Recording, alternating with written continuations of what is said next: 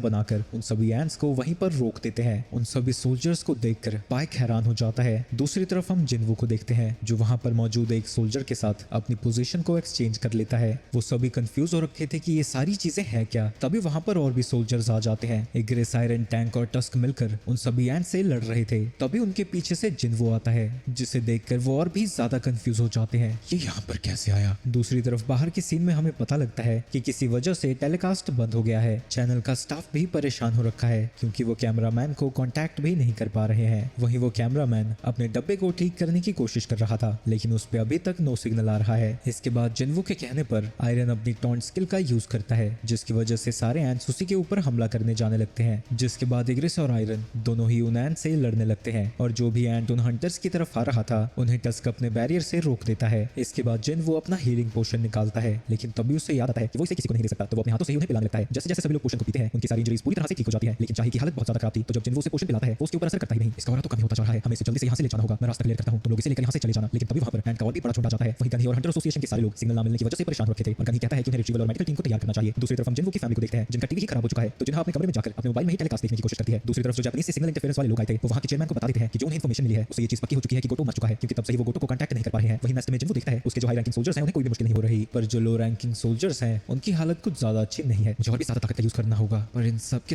पेरून के बीच से चलता हुआ उन्हीं की तरफ आ रहा था। उसे देखकर सारे हंटर्स डर जाते हैं। बाहर तो तुम्हारा किंग नहीं था, क्या वो यहीं पर है? उसे देखकर जिन्वू उसी की तरफ जाने लगता है। बाकी हंटर्स उसे रोकना चाहते हैं पर वो उनकी नहीं सुनता। जिसके बाद एंट किंग और जिन्वू आमने सामने खड़े थे और एक दूसरे की ताकत का अंदाजा लगाने लगते हैं। क्या इंसानों की किंग तुम ही हो? हाँ, एक बोलने वाला कीड़ा। वहीं दूसरी तरफ टक टक करते करते कैमरामैन का कैमरा चल पड़ता है और वो लोग डिसाइड करते हैं कि इस बार वो फीड को लाइव रखेंगे। एक बार फीड पहले ही रुक चुकी है, उससे बुरा भला क्या ही होगा। जिसके बाद वो लाइव टेलीकास्ट शुरू कर देते हैं और जूही के साथ साथ बाकी के हंटर्स भी देख लेते हैं कि जो एंट किंग के साथ लड़ रहा है वो जिन्वू है। वहीं इस चीज को जिन्हा भी देख लेती है। ये सब देखकर सभी लोग हैरान हो जाते हैं, इतनी जल्दी वो वहां पर कैसे पहुंच गया। इससे क्या फर्क पड़ता है, अब हमारी सारी उम्मीदें सिर्फ उसी पर टिकी हैं। अचानक से ही बेरू जिन्वू के ऊपर हमला कर देता है जिसकी वजह से वहां चारों ओर धूल उड़ जाती है। उसने अपने अपोनेंट को कमजोर समझने की गलती कर दी। वो तो एक मेज टाइप हंटर है, तो वो भला आगे क्यों गया? लेकिन जब सारी धूल हटती है वो लोग देखते हैं कि जिन्वू को कुछ भी नहीं हुआ था और वो सही सलामत वहीं खड़ा है। जिन्वू अपने रूलर्स हैंड से उसे अपने घुटनों पर ले आता है जिसके बाद वो उसे खींचकर पंच मारता है। ये पंच काफी स्ट्रॉन्ग था लेकिन बेरू भी अपनी जगह से नहीं हिलता। उसकी पावर्स को देखकर सारे हंटर्स हैरान हो जाते हैं और वो फिर से सोच में पड़ जाते हैं कि क्या वो सच में एक मेज टाइप हंटर है, क्या ये अपनी एक्सोस्केलेटन की वजह से इतना मजबूत है। बेरू फिर से खड़ा हो जाता है और वो दोनों एक दूसरे को पंच मारते ही जाते हैं जिसकी वजह से उनके आसपास की चीजें टूटने लगती हैं और उनकी शॉकवेव इतनी ज्यादा थी कि वो कैमरामैन बड़ी मुश्किल से वहां खड़ा हो पा रहा था। वहीं जिन्वू से लड़ते वक्त एंट किंग हारने लगा था। हार रहा हूँ, वो भी ताकत में। वो ये सब सोच ही रहा था तब जिन्वू उसे जोर की पंच मारता है जिसकी वजह से वो उड़ता हुआ काफी दूर जाता है। इसके बाद जिन्वू भी वहां पहुंच जाता है जिसे देखकर अब एंट किंग को थोड़ा बहुत डर लगने लगा था। जिन्वू उसके ऊपर मुक्कों की बारिश करता ही रहता है। तभी अचानक से वो अपनी जीप बाहर निकालता है जिससे वो जिन्वू को घायल कर देता है। उसकी जीप में जहर था जिससे जिन्वू अपने घुटनों पर आ जाता है। जहर की वजह से तुम हिल भी नहीं पाओगे, तुम्हारा अंत आ चुका है इंसान। दूसरी तरफ जापान के चेयरमैन को खबर मिलती है कि उसके एस रैंक के 10 हंटर्स मारे जा चुके हैं और उन्होंने आइलैंड पर एक ताकतवर प्रेजेंस को डिटेक्ट किया है। शायद ये वही है जिसने गोटो की जान ली है। ये सुन के चेयरमैन को लगता है कि कोरिया के सारे हंटर्स उससे नहीं लड़ पाएंगे और वो मारे जाएंगे, पर इन सब की वजह से उस एंट की हालत काफी बुरी होगी तो वो उसे हरा सकते हैं और काफी ज्यादा फेमस हो जाएंगे। तो वो अपने बचे खुचे एस रैंक्स को वापस आने को कहता है जो कि दूसरी स्ट्राइक टीम के साथ जाकर उस एंट को खत्म कर देगी। लेकिन जो हंटर गोटो के पास से भागा था उसकी हालत खराब थी, उसे यकीन है कि वो उस एंट को नहीं हरा सकते। वहीं बेरू ने जब जिन्वू पर अटैक किया था वो उसके अटैक को ब्लॉक कर देता है और उसे मुक्का मारकर पीछे उड़ा देता है क्योंकि सिस्टम ने उसकी बॉडी से पॉइजन को हटा दिया है।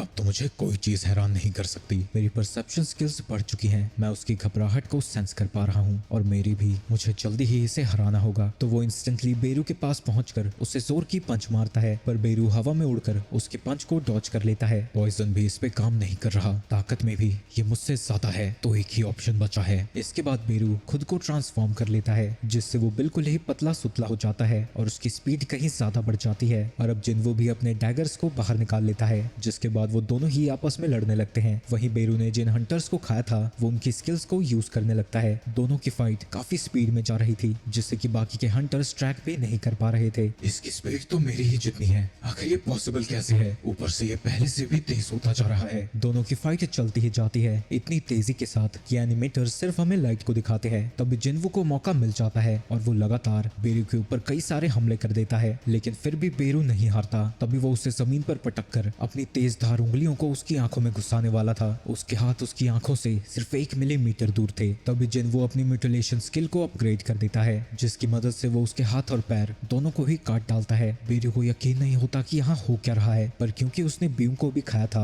वो हीलिंग एबिलिटी का यूज कर सकता है। वो अपने हाथ पैर को रिजनरेट करके डर के मारे वहां से भागने लगता है, लेकिन जिन्वू फिर से उस तक पहुंच जाता है और दोबारा से उसके दोनों हाथ पैर काट डालता है। तभी बेरू जोर से चिल्लाता है, जिसकी वजह से उसके सारे सोल्जर्स जिन्वू की तरफ बढ़ने लगते हैं। ये देखकर जिन्वू बस स्माइल करता है और अपने सारे सोल्जर्स को वहां पर समन कर देता है, जिसके बाद उसके सभी सोल्जर्स मिलकर एंट्स की ऐसी की तैसी करने लगते हैं। टस्क अपने फायर मैजिक का यूज कर रहा था, जिसकी वजह से वहां एक आग की दीवार खड़ी हो जाती है और पीछे खड़े हंटर्स वहां हो रही किसी भी चीज को नहीं देख पा रहे थे। मेरा जन्म ही सबसे ताकतवर बनने के लिए हुआ था। मैंने सबको हरा दिया, कोई भी मेरे सामने पल भर नहीं टिक पाया, पर फिर भी मैं इस इंसान का कुछ नहीं बिगाड़ पाया। मुझे सर्वाइव करना होगा। एक बार मैं यहाँ से बच गया तो अपनी ताकत इकट्ठा करके वापस आऊंगा। वो अपने पंखों को रिजनरेट करके वहां से भागने लगता है, लेकिन जिन्वू अपने रूलर्स हैंड का यूज करके उसे वहीं पर पटक देता है और जो खुद को किंग कह रहा था वो जिन्वू के सामने गिरा पड़ा था, जिसके बाद वो डर के मारे वहां से रेंगता हुआ भागने लगता है। लेकिन जिन्वू उस तक पहुंच जाता है और उसकी रिजनरेशन एबिलिटी की वजह से वो उसके इतने ज्यादा टुकड़े करता है कि वो खुद को रिजनरेट भी ना कर पाए और वो उसके ऊपर हमला करते करते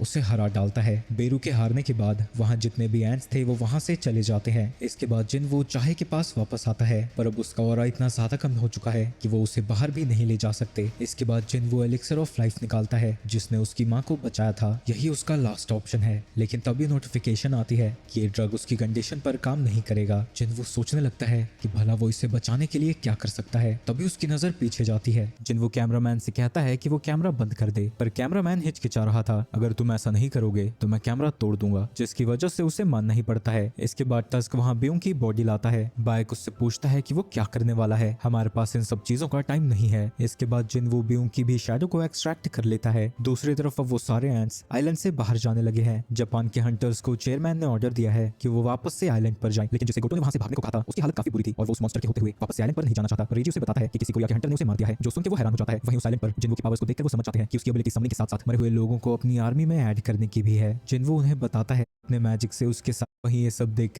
हूँ ब्यूंग, तुम जिन्वू ब्यूंग के 10 रैंक हंटर्स विड्रॉ करने का ऑर्डर इन पर हंट को खत्म कर रहा था। जिन्वू को एक्स को खत्म करने पर भी एक्सपीरियंस पॉइंट्स मिल रहे थे, जिसकी वजह से काफी सारी एंट्स को खत्म करते करते उसका लेवल बढ़ता जाता है और वो आखिरकार लेवल 100 पर पहुंच जाता है। इसके बाद वो एंट किंग की बॉडी के पास जाता है और उसकी शैडो को भी एक्सट्रैक्ट करना चाहता है, लेकिन तभी वो किसी अंधेरी सी जगह पर पहुंच जाता है। उसे नहीं पता था कि यहाँ चल क्या रहा है। तभी वो फिर से बाहर आता है जहाँ एंट किंग की शैडो एक्सट्रैक्ट हो रही थी। उसने अभी तक जितनी भी एक्सट्रैक्शन की है ये उनसे काफी अलग है। शैडो एक्सट्रैक्शन सक्सेसफुल होती है। आगे वो बाकी की एंट्स को भी एक्सट्रैक्ट करने जाता है। मेरे राजा। उसे बात करता हुआ सुनकर जिन्वू हैरान हो जाता है, क्योंकि आज तक किसी भी और सोल्जर ने बात। आपने मेरी जान नहीं। इसके बाद वो बाकी की आइलैंड से कहे मेरे आका कोशिश करती है, लेकिन तब तक देर हो चुकी थी। लेकिन तभी उस सैंड के टुकड़े टुकड़े हो जाते हैं और वो दोनों देखते हैं कि एक अजीब सी लाइट जा रही है। वहीं ये सब कुछ देखकर जूही समझ जाती है कि ये जिन्वू की पावर्स थी। वहीं जिस हेलीकॉप्टर में सारे हंटर्स जा रहे थे अब उनके ऊपर एंट्स ने हमला करना शुरू कर दिया है। एक हंटर ने हेलीकॉप्टर के सामने बैरियर लगा रखा है। वहीं चॉय और लिन मिलकर साइड से आने वाली एंट्स को खत्म कर रहे थे। वो अपनी पूरी पावर्स का यूज नहीं कर सकते। अगर वो ऐसा करते तो हेलीकॉप्टर भी डैमेज हो सकता है। तभी वो बैरियर टूट जाता है और इतनी सारी एंट्स को रोकने के लिए वहां पर कुछ भी नहीं था। ये सब देखकर सभी हंटर्स डर जाते हैं, लेकिन तभी वहां एक हमला होता है और पीछे मुड़कर वो लोग देखते हैं कि वो जिन्वू था। तुमने फिर से हमारी जान बचा ली। इसके कुछ समय बाद सारी एंट्स मारे जाते हैं, जिसकी खुशी में हंटर्स सेलिब्रेट करने लगते हैं। एस रैंक के हंटर्स भी वापस आ चुके हैं, लेकिन अभी तक चा बेहोश थी, तो वो उसे मेडिकल टीम को सौंप देते हैं। इस बैटल में कई सारे लोगों की जान गई, पर जेजू आइलैंड का 4th रेड सक्सेसफुल था। इसके बाद हम चाइना को देखते हैं, जिनकी कंट्री की तरफ भी एंट्स बढ़ने लगे हैं। उनकी शिप के ऊपर एक हंटर बैठा हुआ था, जो अपने एक ही अटैक से आ रही सारी एंट्स को खत्म कर देता है। जो भी एंट्स इस रेड में मारी गई थी, कोरिया में उनके लिए एक मेमोरियल बनाया गया है जहाँ पर जिन्वो भी जाता है, जहाँ कई लोग रेड को खत्म करने के लिए उसके शुक्रगुजार थे। काफी सारी जनता उसे क्रिटिसाइज भी कर रही थी क्योंकि अगर वो रेड पर जल्दी चला जाता तो शायद इतनी सारी जानें ना जाती। जिन्वो सर झुकाकर वहाँ से जा रहा था। तुम्हें सर झुकाने की कोई जरूरत नहीं है, पब्लिक चाहे कुछ भी सोचती हो, ये रेड सिर्फ तुम्हारी वजह से ही सक्सेसफुल हुई। जब वो वहाँ से जा रहा था उसके सामने चेयरमैन गो आते हैं, जो पहले तो जेजू आइलैंड के लिए उसका शुक्रिया अदा करते हैं। अगर मैं पहले गया होता तो शायद ब्यूंग भी अभी जिंदा होता। तुम्हें माफी मांगने की कोई जरूरत नहीं है, तुम्हारी वजह से ही बाकी के एसरैक हंटर्स जिंदा वापस आ सके। इस रेड की वजह से इंटरनेशनल लेवल पर तुम्हारी ताकत के बारे में सब जान चुके हैं, तो तुम इसके